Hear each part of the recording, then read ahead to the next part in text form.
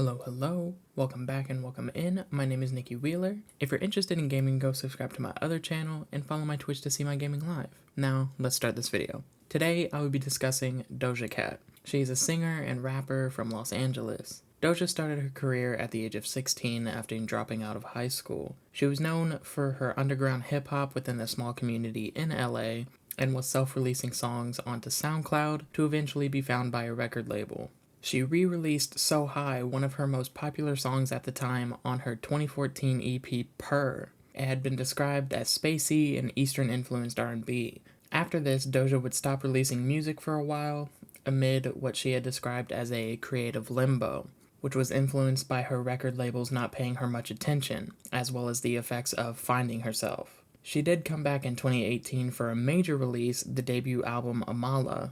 Roll With Us was released as the album's sole promotional single on February 1st, 2018, and entered the Spotify's Global Viral 50 chart upon release. It was a low alternative R&B and alternative hip-hop track. It was smooth and defined. The music itself was alluring and had a vibe that I don't think she could replicate if she did try. She also had Candy on this album. It was a sleeper hit as it didn't do well until the TikTok trend came to light in 2019. The song's message, in my opinion, is trying to convince someone that the girl they are dating is only pretending to like them. Doja, for instance, uses the line, "She's just like candy, she's so sweet, but you know that ain't real cherry," to describe her fun and games and sweetness, but they were really only exploiting them. The part where Doja also said, "Sugar-coated lies unfolded, you still lick the rapper. It's addictive, you know this, but you still lick the rapper." She's trying to say that you know she's fake and just using them, but they love them and are addicted to them and let them do whatever they want. She went to release the deluxe version of the record, which included Moo, the song that released a day after the album and did so well she had to include it on the deluxe. The album peaked at 138 on the Billboard 200 and does have a gold certification. Now that moves us into her second album, Hot Pink. This album is considered her breakthrough album and beat the sophomore slump traditions. It had 12 songs, including the hit Juicy from the deluxe version of the previous album. This album was a hit in many aspects, one of which was internet fame. Many songs like Rules, Say So, Streets, and Cybersex were all used as different TikTok trends, which shot the album to number 9 on the US Billboard 200, and still charts every year, with 2022 ending at 104.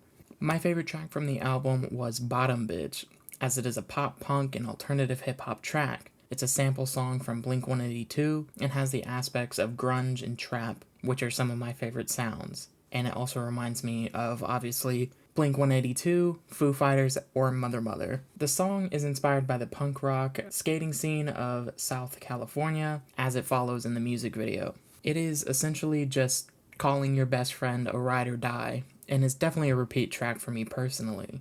Another track I listen to is Cybersex, which is obviously by the title, about webcam models and cybersex. It features 90s-esque synth-heavy bubblegum rap. Almost all of the verses include double entendres and are very well thought out.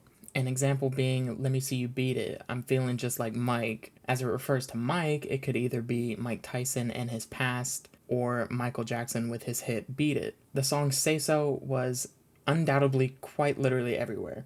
On the upbeat R&B dance-inspired track, Doja sings about wanting her friend to stop beating around the bush and confess their love to her. It features elements of 1970s funk, disco, and pop rap. These genres blended so well with the lyrics, it couldn't be denied why it was popular, especially after the Nicki Minaj remix that was released just a year later. This version is definitely the better of the two in my opinion. Both of them can sing, they can do their own harmonies on their own songs, and coming together was definitely an amazing choice for the both of them. Now, that moves us into Planet Her, the third studio album by Doja Cat. Released in June 2021, and then again 2 days later for a deluxe, which had 19 songs. Currently her most popular album, with 3 of the songs hitting 1 billion streams on Spotify. She also had some amazing features on the album, including The Weeknd, Ariana Grande, SZA, Eve, and many more. Personally, my favorites off this record were Woman, I Don't Do Drugs with Ariana Grande, Ain't Shit, and Imagine. On I Don't Do Drugs, Doja ruminates on how intoxicating a physical attraction can be, even when her man is not treating her well. She compares the highs she's get from her toxic relationships to the craving for drugs. Along with that, the backing music on the track is more mystical or psychedelic while staying within the pop and hip hop genre. Ariana's vocals pair very well with Doja and can be seen on other songs like Motive or the 34 plus 35 remix that are on her Positions album.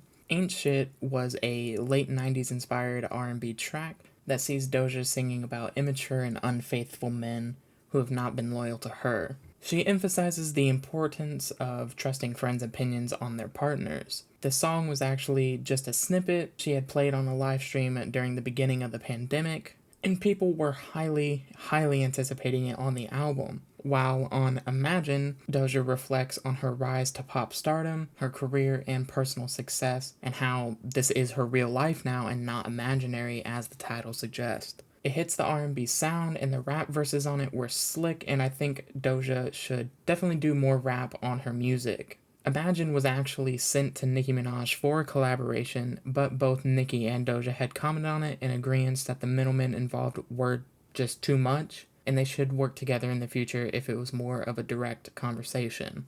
But with that being said, recently she has stated on Twitter that these past two albums, Planet Her and Hot Pink, were cash grabs, meaning she only put them out for money, and that her fans fell for this money stunt. She also went on to say that the speculated title Hellmouth for the fourth album wasn't the title and was laughing at her fans. In this way, it seemed a little condescending and rude to most people who were calling her out in the comment section under that tweet.